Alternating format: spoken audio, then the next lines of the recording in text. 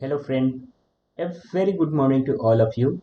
This is Dr. Subodh Kumar, ex-associate professor, Bardhaman Institute of Medical Science, Pavapuri, Nalanda.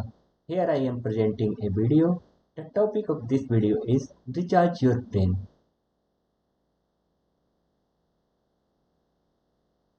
This video is helpful for all who really want to succeed in their life. I hope you all will enjoy this video. The brain is complex organ that control thought, memory, emotion, touch, motor skill, vision, breathing, temperature, hunger, and every processes that regulate our body.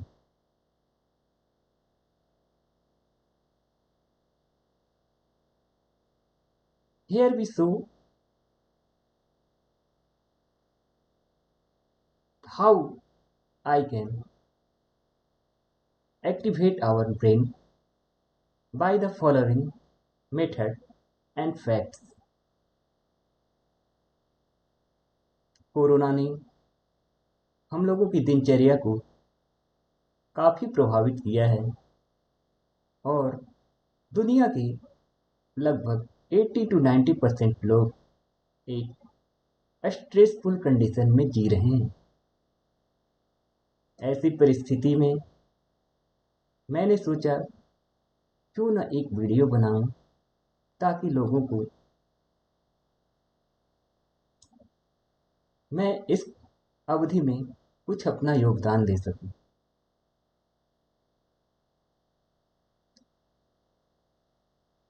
तो आइए इस video की शुरुआत करते हैं। आखिर हम अपने ब्रेन की एक्टिविटी को किस प्रकार बढ़ा सकें, हम अपनी इम्यून पावर को किस प्रकार बढ़ा सकें एंड किस प्रकार से स्ट्रेसफुल लाइफ को एंजॉय कर सकें तथा अपने गोल को कम समय में हम कैसे अचीव कर सकें। ये वीडियो इन सारी चीज़ों का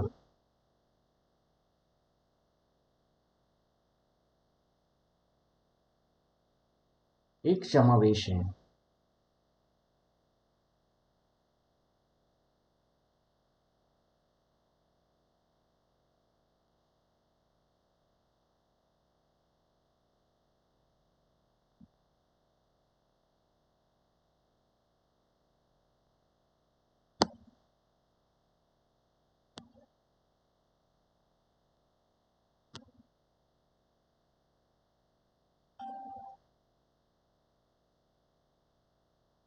ब्रेन की एक्टिविटी को रिचार्ज करने के लिए हमने 12 पॉइंट बिंदुओं पर अपना ध्यान फोकस किया। ये वास्तव में ब्रेन की एक्टिविटी को इन्फ्लुएंस करते हैं, बढ़ाते हैं या एक दूसरे के रिस्पेक्ट में काम करते हैं। The first factor which enhance our brain activity is get more oxygen। जैसा कि हम जानते हैं कि oxygen is our life. In absence of oxygen we can't survive। अगर ऑक्सीजन सेचुरेशन 90% से बिलो होता है तो हमें मेडिकल इमरजेंसी की ज़रूरत पड़ती है, जैसा कि हमने कोविड पैंडेमिक के दौरान सीखा। सेकेंड फैक्टर स्वीट मोर। स्वीटिंग और एंटी स्ट्रेस हार्मोन का रिलेशन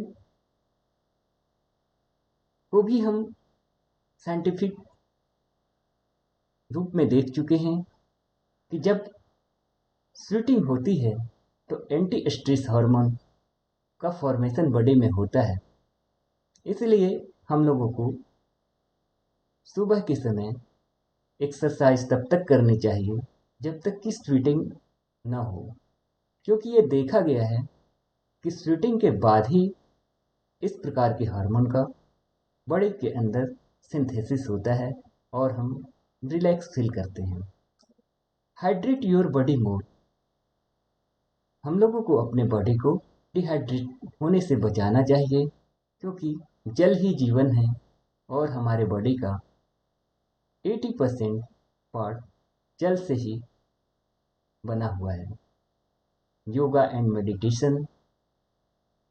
योगा जो कि सदियों से हमारी आध्यात्मिक, मानसिक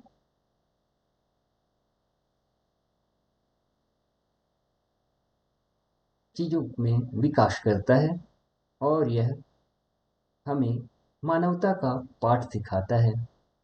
इसलिए हमें अपने जीवन में योगा और मेडिटेशन को निरंतर कम से कम प्रतिदिन 1 घंटा करने चाहिए, ताकि हमारे मन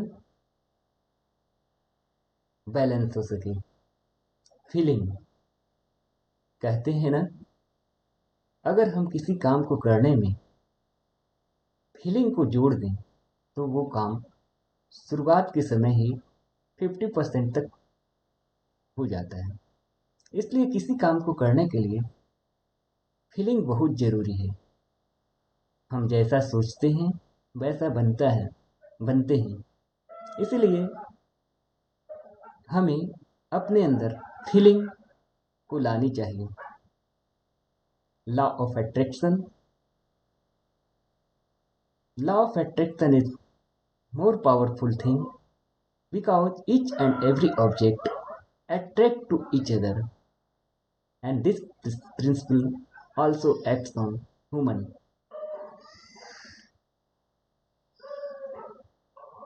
लॉ ऑफ अट्रैक्शन मेन रूप से सबकॉन्शियस माइंड पे प्रभावित करता है। Subconscious mind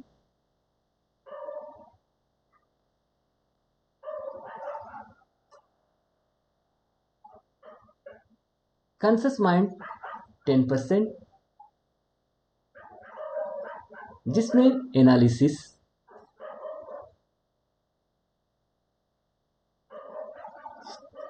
and which is only short term memory. It is a part.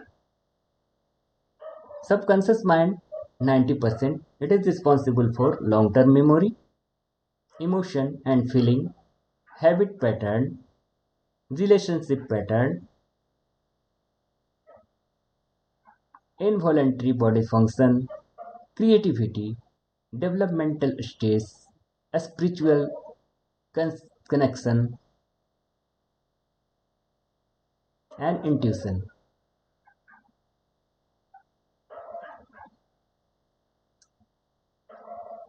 Your conscious mind deals with logic, but your subconscious mind deals with image and emotion.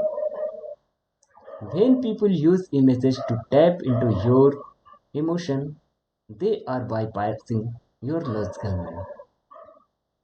This is called mind control.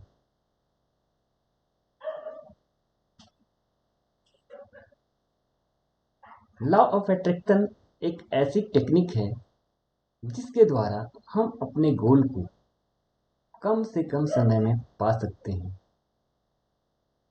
इसके द्वारा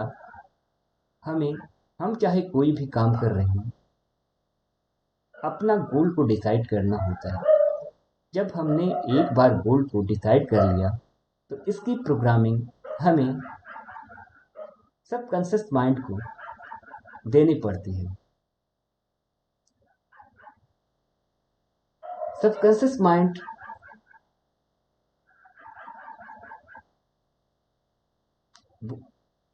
अच्छाई और बुराई में भेद नहीं कर सकता, इसलिए हम जैसा उसको इनपुट देंगे उसी के अकॉर्डिंग उसमें मल्टीप्लिकेशन होता है। अगर हम सबकॉन्शियस माइंड में अच्छे विचार को डालें तो उसका रिजल्ट भी बेहतर होगा। तो सबसे पहले गोल सेलेक्ट करने के बाद हमें किन किन बिंदुओं पर फोकस करना है, वो अपने अंदर पॉजिटिव एटीट्यूड लेकर उसमें आगे बढ़ना है। हमारा सबकॉन्शियस माइंड उसमें ज़रूर हेल्प करेगा, ऐसा मेरा मानना है। लॉ ऑफ अट्रैक्शन के द्वारा कोई भी चीज़ कम समय में प्राप्त किया जा सकता है। अगर हम अपने अंदर नेगेटिव विचारों को डालेंगे तो रिजल्ट भी नेगेटिव होगा। अतः हमें लॉ ऑफ अट्रैक्शन का फॉलो करना चाहिए। Time management. टाइम मैनेजमेंट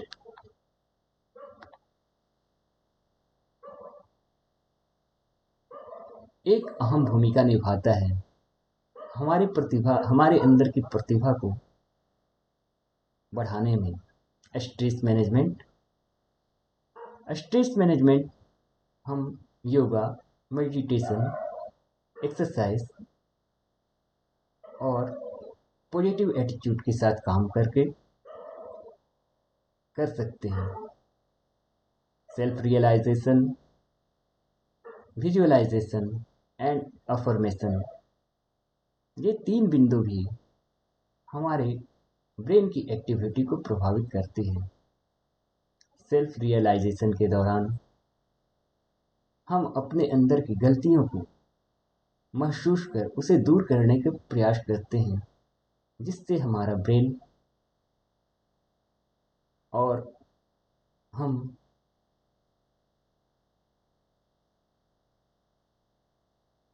हमारे अंदर गलतियों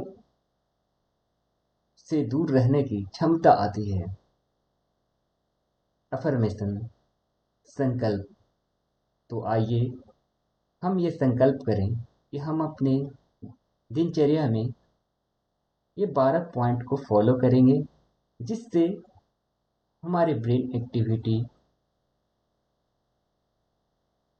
में काफ़ी सुधार हो, हम एंटी स्ट्रेस लाइफ जी सकें, हम कम से कम समय में अपने गोल को पा सकें। इन्हीं चंद बिंदुओं के साथ मैं अपनी वाणी को विराम देता हूँ। Thank you. आपने वीडियो को ध्यानपूर्वक सुना। मैं ऐसे वीडियो और बनाता रहूँगा।